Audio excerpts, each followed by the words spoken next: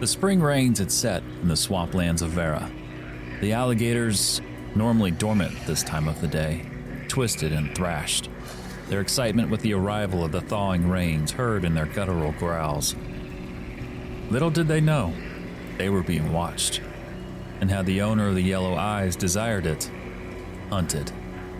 Above the bog, halfway up a thick, white oak, the Outrider peered out over the marsh, her muscled frame as still as stone. Her dark cloak, a gift from the Strider's Vigilant, shrouded her face. But her jutting jaw and sharp protruding fangs gave her away. She was a Renkai, and she was on the hunt.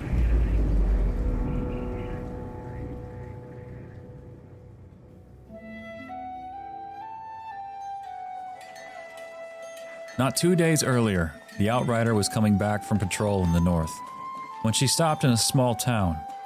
Her shoulders hung low, tired from travel. She wound through the streets, looking for any sign of the local watering hole. Naturally a ranger at heart, her keen ears heard it before she saw it. Turning a corner, the tavern came into bloom. A white, or at least what was once white, building sat at the end of the street. Laughs and music could be heard from inside. A sign that read, "The First Call," was sketched across the top of the doorframe.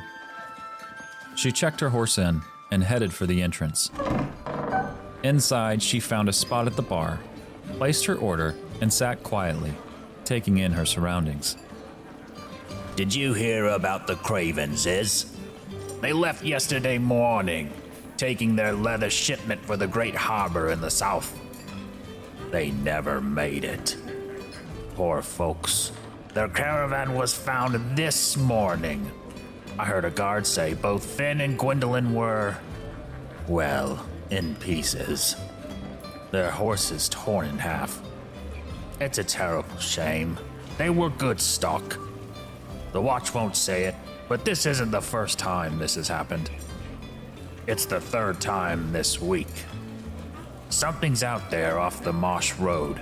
Something's not hunting animals. It's hunting us. A plate of food and a large tankard dropped in front of the Outrider, the abrupt noise stealing her gaze.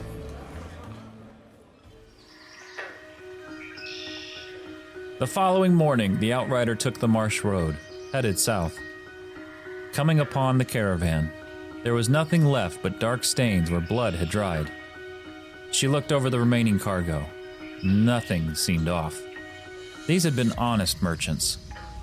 Instead of being dealt the hand of long life, they had died horribly, and judging by the blood-stained handprints on the caravan, suddenly as well. She sighed and crouched at the dried blood on the dirt path and scooped a portion into her leather pouch.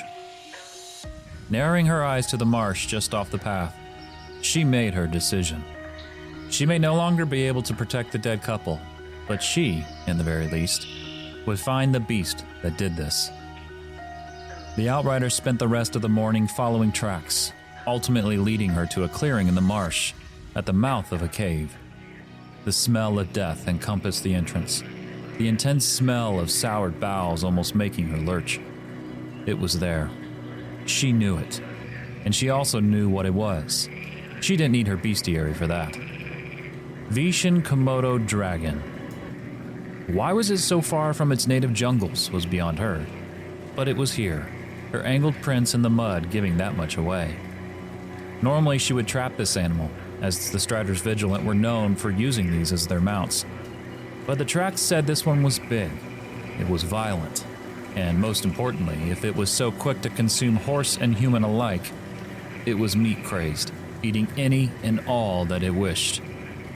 There could only be one end. Death. She made her moorblind in the trees, 100 paces off the entrance to the cave. She strung up a small alligator that had tried to corner her during the blind's making and took the dry blood from the Cravenses. Spitting in her hands, she rubbed the blood-covered dirt together, applying the blood paste over the now strung-up carcass. To sweeten the deal, she ran her dagger over her palm, her orc blood dripping over the alligator's body. Climbing up to her blind, She watched. She waited. Peering out over the marsh, her muscled frame as still as stone. Her green cloak, a gift from the Strider's Vigilant, shrouded her face. Finally, she heard a great stirring beyond the trap. Between the trees, a dark, large mass moved through the bog, its massive tail swinging slowly from side to side.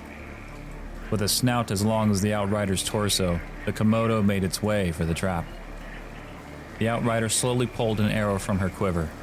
She drew back her bow, the tension in the string now a weight upon her arm. She held and held. As the Komodo arrived at the trap, she aimed for the head. She slowly exhaled. But as she prepared to fire, there was movement from the top of her blind. As her eyes followed the commotion above her, she watched as a constriction coiler snaked its way down from the blind's makeshift ceiling, its claw-like hands reaching out for the Outrider's arm. As the coiler reached her arm, it smelled her blood, and then slowly extended its jaw, its mouth baring its barbed fangs.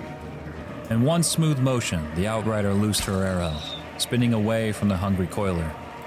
As she spun around, and in one fluent arc, she slashed upward, severing the head of the coiler, its body twitching on the floor of the blind. Her heart thumping in her chest, she looked out toward the trap, hoping her arrow had met its intended mark. To her amazement, her arrow had flown true. Out in the clearing, at the base of her trap, laid a motionless Komodo, its large body coiled in on itself. The Outrider smiled. The deed had been done. She had avenged the couple and protected countless innocents that would take the marsh road.